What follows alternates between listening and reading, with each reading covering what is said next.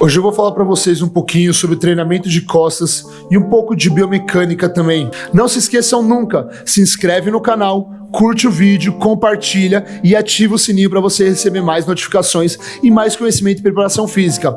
Como que a biomecânica, origem, inserção, ação dos músculos, articulações pode fazer com que o seu treinamento de costas fique mais efetivo e aí, consequentemente, você possa ter mais resultados. Considerações chaves que a gente tem que pensar.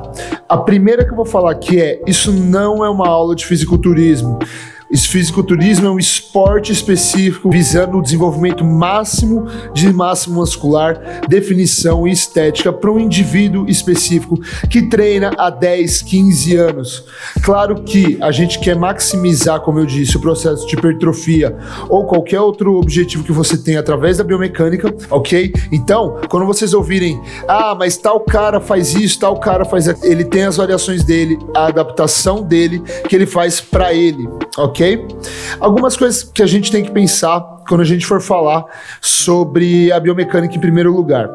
Então a gente tem que pensar na posição alongada e encurtada, amplitude ativa ou passiva, importância da contração dinâmica. Vou falar cada uma para vocês.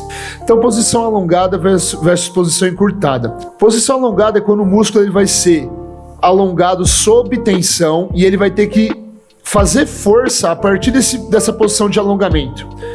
E a posição encurtada é quando ele vai ser colocado para fazer força numa posição mais encurtada. Eu vou dar um exemplo para vocês de costas já, mas para a gente começar ilustrando, eu vou falar de alongamento da posição alongada e encurtada dentro do agachamento para o músculo do quadríceps. Aqui a gente tem um atleta realizando um agachamento profundo, ou seja, ele está colocando o quadríceps dele lá na profundidade máxima do agachamento, numa posição alongada de fazer força. Não somente a descida em si, mas projetar os joelhos em direção à ponta do pé. Isso coloca o quadríceps sob tensão, numa posição alongada, e ele tem que retornar a contração concêntrica saindo dessa posição alongada. Vamos contrastar isso daí com a cadeira extensora. Agora reparem na cadeira extensora, como o quadríceps não é colocado numa posição tão alongada, mas ele tem que fazer força quando ele já está próximo do encurtamento, ou seja, quando ele está na amplitude máxima de contração dele. Ambos são importantes para a hipertrofia, você tem que colocar os dois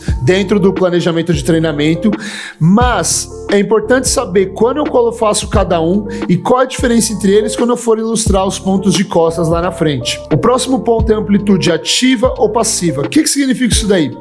Quando a sua articulação, que aí está referente a diversos músculos, por exemplo, quando a gente fala de joelho, a gente está falando de quadríceps posterior, gastrocnêmio principalmente. A gente, quando fala de costas, está falando de ombro, a gente está falando de húmero, amplitude ativa ou passiva. As suas articulações têm determinada amplitude e essa amplitude, ou seja, o quanto ela se mexe, a posição que ela se encontra, vai dizer se o músculo está trabalhando de maneira ativa ou passiva, ou seja, se ele está trabalhando contraindo ou se ele não está contraindo ou contribuindo muito pouco para esse movimento, para essa amplitude da articulação e, consequentemente, se ele está contribuindo pouco ou nada, o potencial dele de hipertrofiar vai ser menor. Vou dar um exemplo para vocês no terra. Essa é uma compilação muito boa sobre Jim Fales, especial para o terra.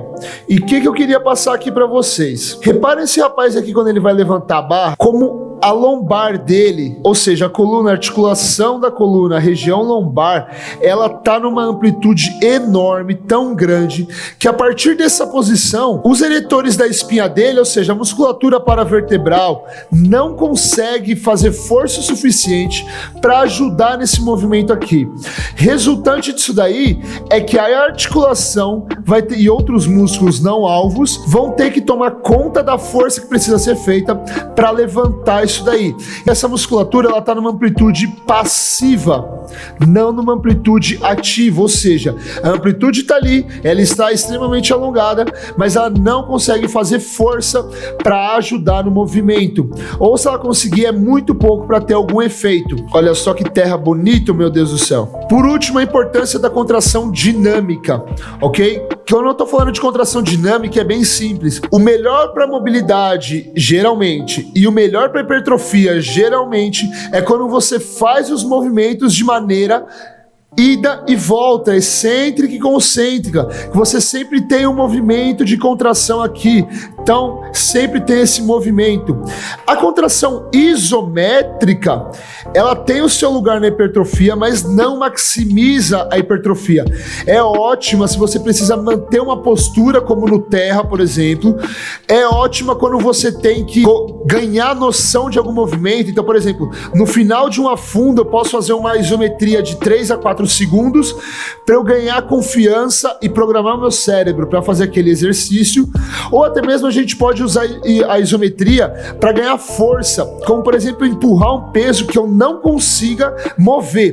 Mas quando a gente está falando de hipertrofia, a gente quer essa contração dinâmica porque é ela que vai trazer a maior parte dos ganhos, ok? Isso é importante para a gente saber lá na frente contra a isometria quando a gente estiver trabalhando determinados movimentos. Agora eu vou passar para vocês sobre a musculatura das costas e a gente vai dividir essa musculatura das costas hoje em 3 grupos principais. Logo de cara a gente vai tirar aqui os eretores da espinha, ok? Eles não são fruto da nossa aula hoje, não é que eles não sejam importantes, mas não é sobre isso que eu vou falar hoje. Primeiro em amarelo aqui o latíssimo do dorso, ou seja, o grande dorsal, musculatura que o pessoal chama de naja, da asa, que corre aqui na lateral do corpo, saindo do quadril, vai até a lateral das costas, ok? E a gente vai colocar o redondo maior como mini latíssimo, mini dorsal, porque ele não imita, mas ele trabalha sempre com o que o dorsal tá fazendo, tá? Claro, dá pra gente tentar isolar, dá pra gente tentar trabalhar menos, mas é para efeitos desse vídeo, a gente vai falar desse jeito hoje. Galera, deixar bem claro para vocês que isso não é uma pós-graduação em biomecânica. A minha ideia é tentar trazer um conteúdo um pouco mais complexo para uma galera que não entende tanto de biomecânica e quer ter mais resultados nos treinos, ok? Então a galera que está assistindo, que é doutor em biomecânica, me perdoe se às vezes eu não for tão profundo, se eu arredondar as coisas ou se eu usar termos diferentes, ok? Segundo grupamento muscular que a gente vai colocar aqui são os deltoides posteriores, esse roxinho aqui, tá? Porque eles podem trabalhar independente ou não totalmente independente, como eu vou falar, mas de maneira um pouco mais isolada desse resto aqui, beleza? E aí o resto da musculatura eu vou trabalhar como upper back ou miolo das costas ali, tudo em volta das escápulas, beleza? Então a gente tem 3 grupos principais: latíssimo do dorso, amarelo e verde, de roxo, deltoide posterior, e o resto da musculatura das costas a gente vai tratar como upper back, o miolo das costas, ok? Deixar bem claro, a musculatura das costas é muito difícil de isolar.